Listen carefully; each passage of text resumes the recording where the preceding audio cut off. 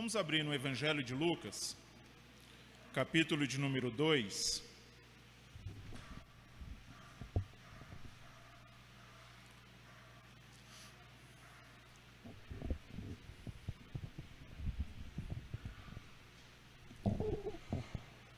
Evangelho de Lucas, capítulo de número 2. Vamos ler do verso 25 ao verso de número 32.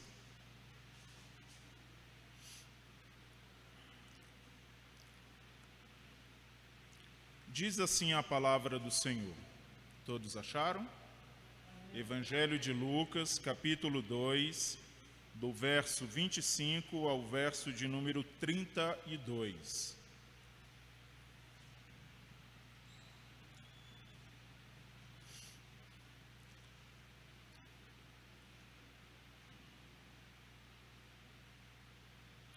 Diz assim a palavra do Senhor. Havia em Jerusalém um homem chamado Simeão, homem este justo e piedoso, que esperava a consolação de Israel, e o Espírito Santo estava sobre ele. Revelara-lhe o Espírito Santo que não passaria pela morte antes de ver o Cristo do Senhor. Movido pelo Espírito, foi ao templo, e quando os pais trouxeram o menino Jesus para fazerem com ele o que a lei ordenava, Simeão o tomou nos braços e louvou a Deus, dizendo: Agora, Senhor, pode despedir em paz o teu servo, segundo a tua palavra, porque os meus olhos já viram a tua salvação, a qual preparaste diante de todos os povos, luz para a revelação aos gentios e para a glória do teu povo de Israel. Amém? Vamos ter uma palavra de oração, vamos orar ao Senhor. Deus, no nome de Jesus, nós te louvamos e nós te agradecemos, nós te bendizemos porque o Senhor tem sido bondoso, e o Senhor tem sido misericordioso conosco. E nós queremos te dar graça. E nós queremos te suplicar que a tua bondade e a tua misericórdia ainda paira sobre as nossas vidas. Pedimos a ti que o Senhor nos instrumentalize, que o Senhor nos use como instrumento para a proclamação da tua palavra. Pai amado, Senhor, fala conosco, nos exorta, nos consola, nos edifica. E nós pedimos tudo isso, Deus, em nome de Jesus. Amém.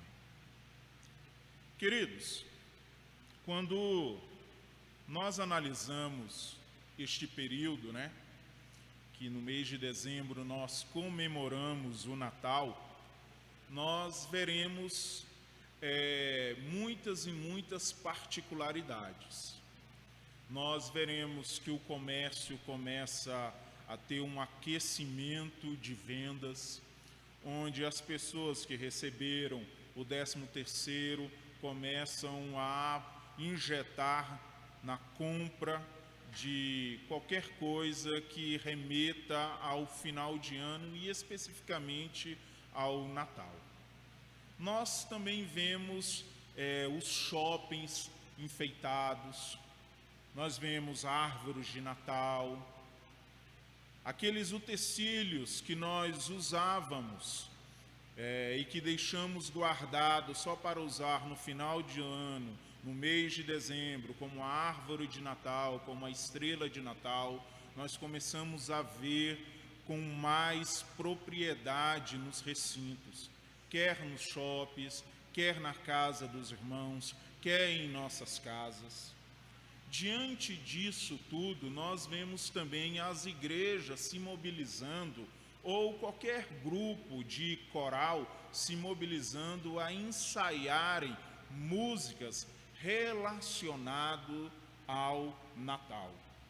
Não é à toa que nos shoppings existe os corais cantando, e aquilo é algo maravilhoso, algo sublime, algo que nós vemos o belo sendo apresentado e nos traz uma comoção ao nosso coração.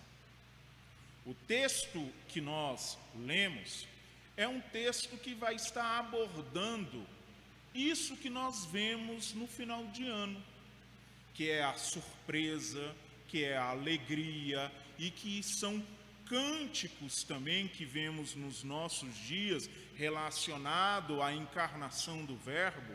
Nós vemos nas Escrituras, nos Evangelhos, algo relacionado à música também.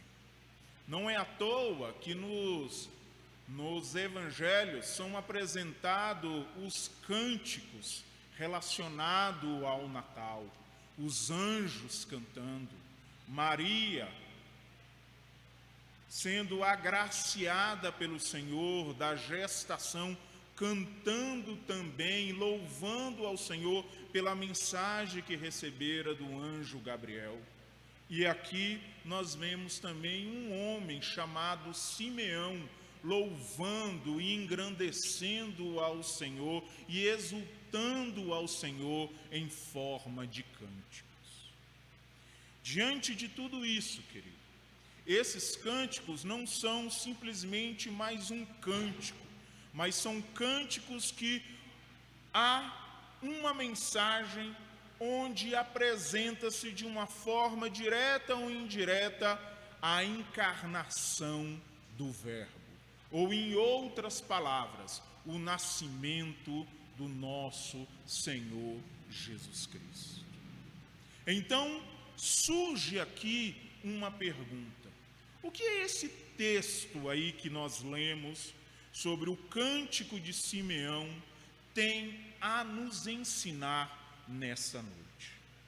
Antes que nós venhamos a falar sobre este cântico, é necessário que nós venhamos entender quem é este homem chamado Simeão.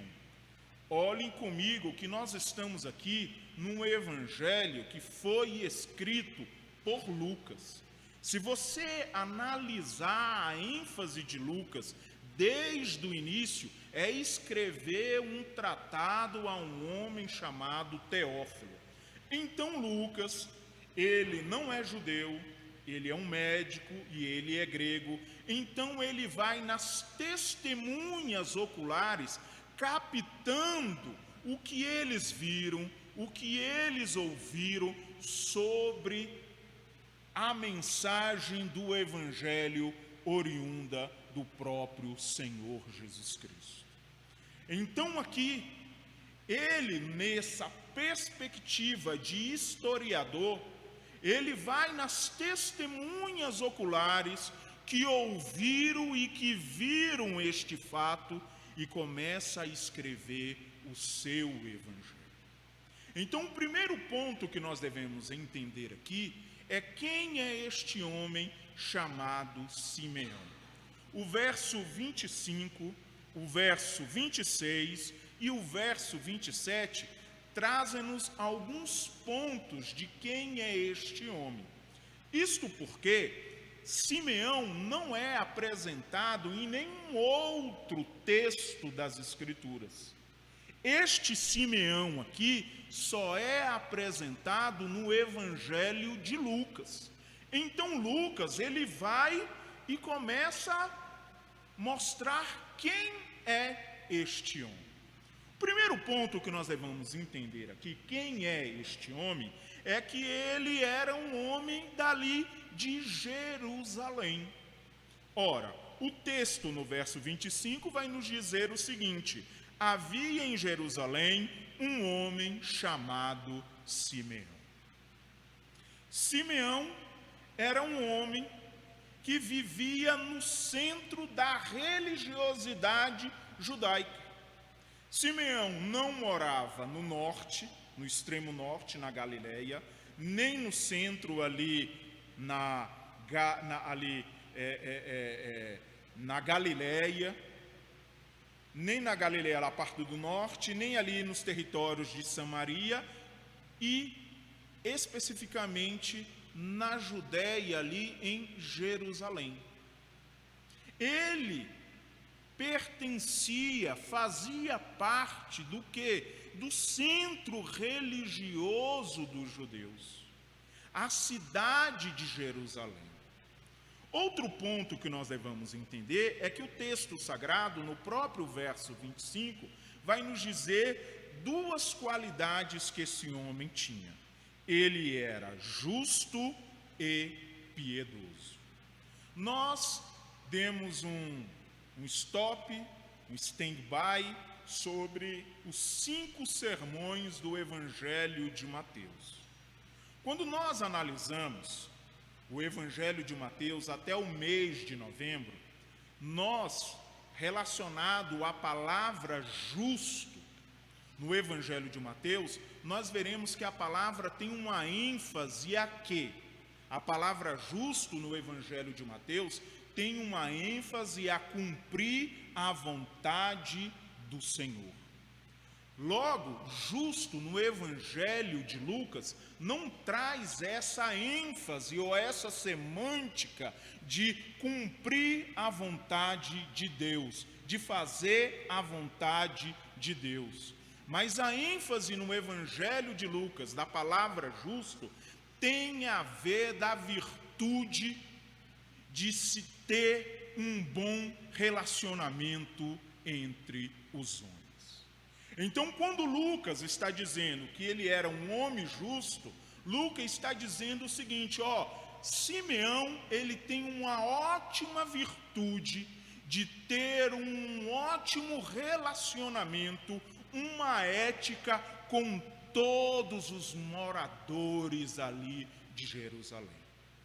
E quando nós vemos a outra palavra que acompanha, que qualifica Simeão, nós veremos a palavra piedoso, que é a ideia que Simeão se preocupava de cultivar um relacionamento com Deus. Ou seja, Simeão morava em Jerusalém, Simeão tinha um ótimo relacionamento com a vizinhança, com os moradores, com o seu próximo, e Simeão tinha uma preocupação de ter um cultivo de piedade, de aproximação, de busca incessante com Deus. Outro ponto que nós vemos também na vida deste homem é que ele era um homem que era cheio do Espírito Santo. O verso de número 25 vai nos dizer o seguinte: que esperava a consolação de Israel, e o Espírito Santo estava sobre ele.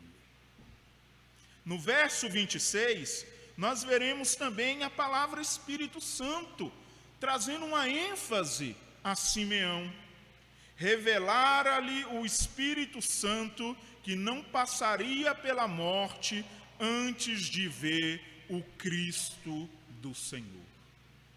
No verso de número 27, nós também veremos uma outra ênfase do Espírito do Senhor, movido pelo Espírito, Espírito aí com letra maiúscula, relacionado à terceira pessoa da Santíssima Trindade, que não passaria, movido pelo Espírito, foi ao templo, e quando os pais trouxeram o menino Jesus para fazerem com ele o que a lei ordenava.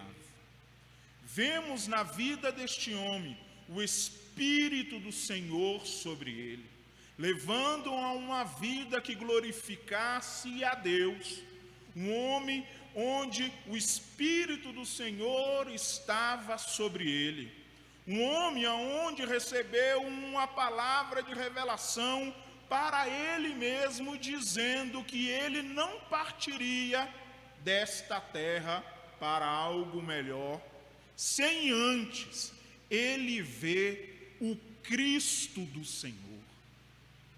E o texto sagrado nos diz que o Espírito do Senhor que estava sobre ele, que tinha revelado ao coração dele sobre que ele não passaria, não morreria antes de ver o Cristo do Senhor, esse mesmo Espírito do Senhor o leva ao templo. E lá no templo ele tem uma grande surpresa. Olha a vida deste homem. Um homem que morava no centro religioso da Judéia. Um homem piedoso. Um homem justo e um homem que era dominado pelo Espírito de Deus. Vaso do Senhor, ou em outras palavras, vaso de alabastro, vaso de poder, né? Era um homem que era um verdadeiro varão de Deus, um vaso de honra, aonde o Senhor reservara para esse homem algo tão sublime que os antigos do Antigo Testamento queriam tocar, ver, mas esse homem teve o privilégio de tocar, ver. Quem? O menino Jesus.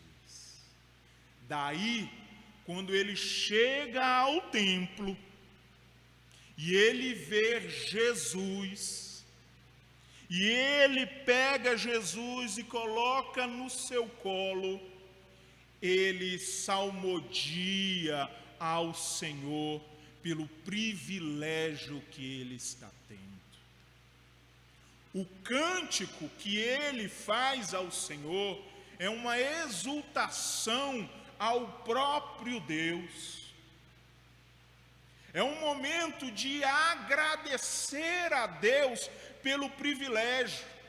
E a forma que ele usa para agradecer a Deus pelo privilégio que ele está tendo é de se salmodiar ao Senhor, cantar ao Senhor, derramar a sua alma ao Senhor.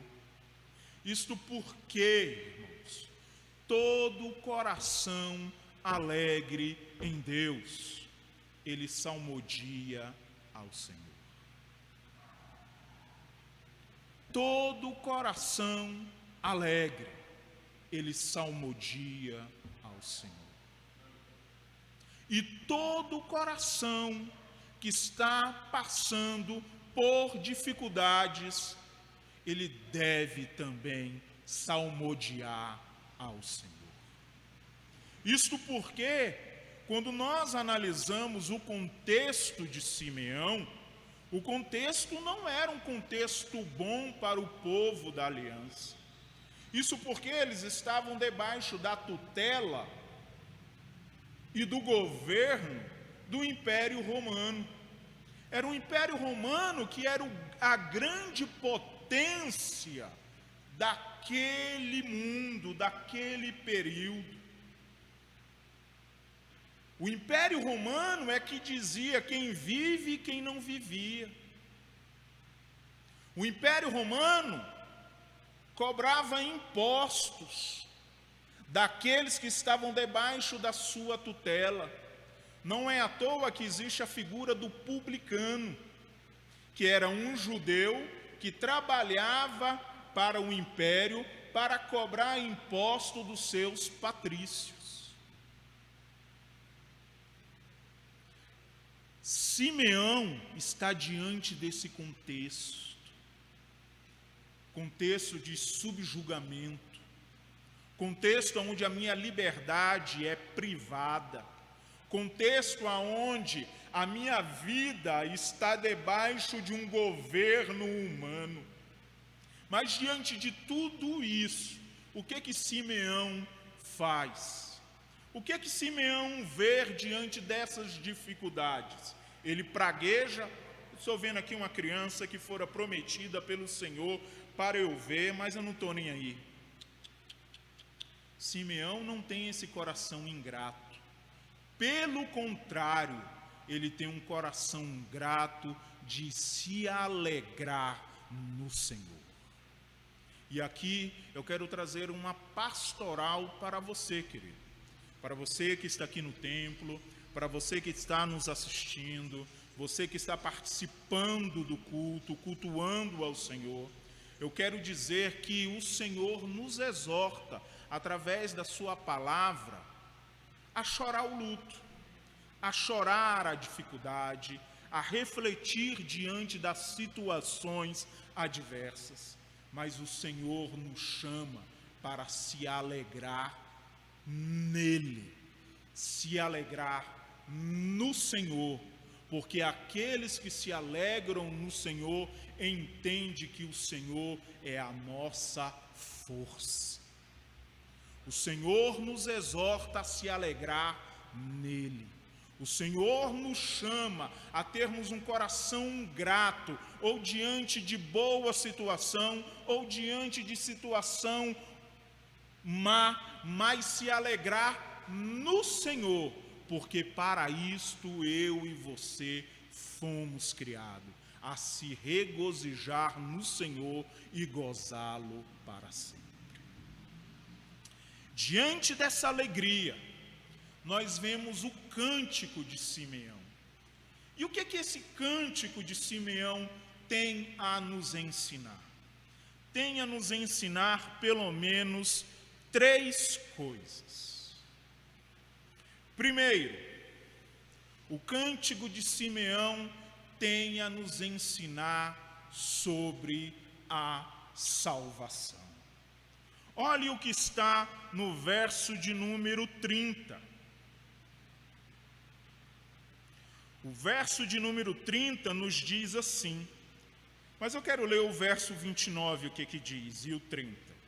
O verso 29 nos diz assim: agora, Senhor, podes despedir com paz o teu servo, segundo a tua palavra, porque os meus olhos já viram a tua salvação. O primeiro ponto que nós devemos analisar neste cântico é a salvação. O homem cheio de Deus, ao segurar uma criança, crer que ali está o seu Salvador.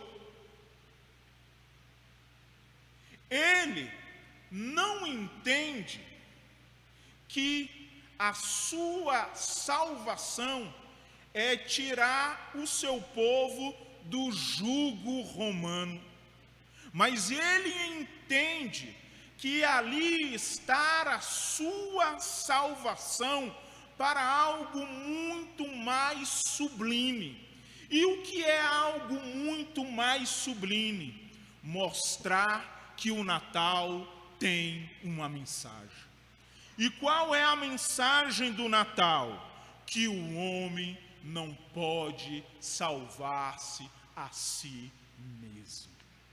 O homem precisa de um Salvador. A ideia aqui é mostrar que eu e você somos extremamente falidos em relação a buscar a salvação, a concretizar uma salvação para nós. Pelo contrário, o texto vai nos mostrar que é impossível o homem salvar a si mesmo. A mensagem do Natal mostra-me esta mensagem, que a salvação não é causada do homem para o homem. O homem não consegue se redimir, mas a salvação é oriunda do próprio Deus, fazendo o seu Filho encarnar em forma humana.